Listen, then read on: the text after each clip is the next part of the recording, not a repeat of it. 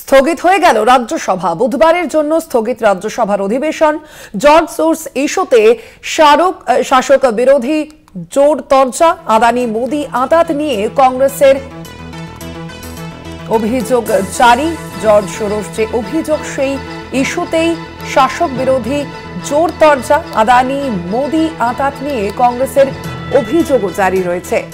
একই সঙ্গে আমরা দেখেছি ইতিমধ্যেই শাসক বিরোধী যে তরজা তা বারংবার প্রকাশ পেয়েছে এই অধিবেশনের ক্ষেত্রে, এবং সেই কারণেই আজ স্থগিত হয়ে গেল রাজ্যসভা। বুধবারের জন্য স্থগিত রাজ্যসভার অধিবেশন।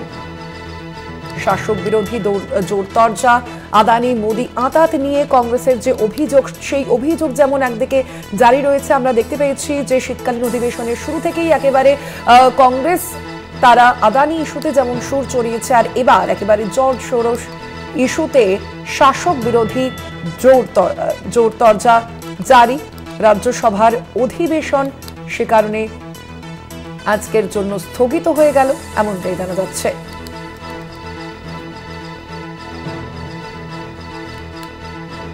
স্থগিত হয়ে গেল রাজ্যসভা। বুধবারের জন্য স্থগিত রাজ্যসভার অধিবেশন। আমরা আরো বিস্তারিত জানবো এই সম্পর্কে। আমাদের সঙ্গে ফোন লাইনে রয়েছেন কলকাতা টিভির পলিটিক্যাল এডিটর আশিস চট্টোপাধ্যায়। আশিস দা, কি কারণে আজ রাজ্যসভার এই অধিবেশন আজকের জন্য স্থগিত হয়ে গেল, কি জানা যাচ্ছে?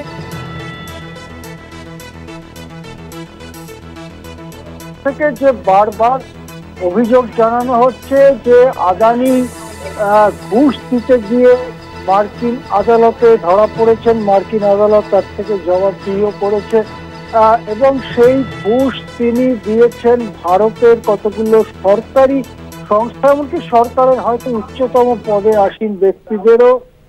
এই যে অভিযোগ মার্কিন আদালতে হয়েছে তা সেটা নিয়ে আলোচনার দাবি, এবং কংগ্রেস যেটা বলছে যে বিজেপির সঙ্গে, বিশেষ করে নরেন্দ্র মোদীর সঙ্গে আদানির ঘনিষ্ঠ সম্পর্ক থাকার কারণেই সেই আলোচনা হচ্ছে না। এই যে আদানি নিয়ে তোপ কংগ্রেসের এবং বিরোধীদের, সেটাকে মোকাবিলা করার জন্য কুলুঙ্গি থেকে নতুন অস্ত্র বার করেছে বিজেপি। সেটা হচ্ছে মার্কিন ধনকুবের জর্জ সোরস। তিনি বরাবরই মোদির বিরুদ্ধে, তিনি বরাবরই হিন্দুত্ববাদের বিরুদ্ধে।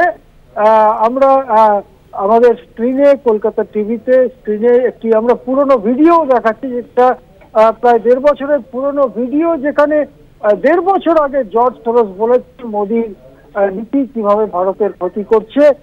সুতরাং সেই জর্জ সোরসের পয়সায় কংগ্রেস এসব বলছে, বা জর্জ সোরসের প্ররোচনায় বিরোধীরা এসব বলছে বলে হঠাৎ জর্জ সোরসকে নিয়ে এসে কংগ্রেসের যে আদানির আক্রমণ সেটাকে ভোতা করতে চাইছেন। স্বভাবতই একজন বাইরের দেশের ধনকুবের, তিনি কি বলেছেন না বলেছেন সেটা অন্য কথা। তার সঙ্গে যদি সোনিয়া গান্ধী বা রাহুল গান্ধীর কোনো বেআইনি যোগাযোগ থাকে সেটা প্রমাণ করো, বা তোমরা ব্যবস্থা করো, মামলা করো। সেটা না করে একটা শুধু গলার চিৎকারে সোরস নিয়ে অভিযোগ সাংসদরা করতে থাকেন। এই অবস্থায় একটা হট্টগোল চলে, এবং তারপর আজকের জন্য, বুধবারের জন্য রাজ্যসভা স্থগিত হয়ে গিয়েছে। মানে কালকে সকালের আগে রাজ্যসভা আজকে আর বসছে না। আজকেই প্রথম অনাস্থা প্রস্তাব ওঠার পরে ধনখড় অধিবেশন স্থগিত করলেন, এবং কালকে যখন অধিবেশন শুরু হবে তখন কি হয় সেটাই দেখার। হ্যাঁ, ধন্যবাদ আপনাকে। আমরা কথা বললাম, ফোন লাইনে ছিলেন কলকাতা টিভির পলিটিক্যাল এডিটর আশিস চট্টোপাধ্যায়।